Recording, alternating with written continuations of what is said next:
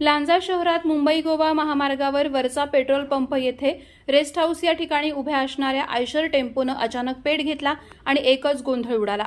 सोमवारी 22 एप्रिल रोजी सकाळी 7:30 ते पावणे 8 वाजण्याच्या दरम्यान हा मुंबई गोवा महामार्गावर बर्निंग आयशर टेम्पोचा थरार अनुभवायला मिळाला।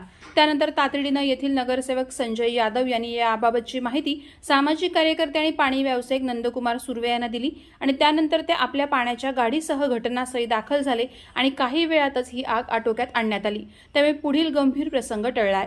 सोमवारी सकाळी 7:30 ते पावणे 8च्या सुमारास राजापूरकडे जाणारा आयशर टेम्पो क्रमांक MH08 AP 7124 हा स्टील घेऊन राजापूरकडे चालला होता।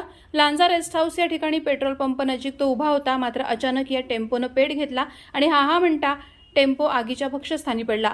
टेम्पोला आग लागल्याचे लक्षात येताच येथील हॉटेल व्यावसायिक आणि नगरसेवक संजय यादव यांनी प्रसंगावधान राखत कुवेगाव माजी ग्रामपंचायत सदस्य आणि पाणी व्यावसायिक नंदकुमार सुर्वे यांना याबाबतची माहिती दिली।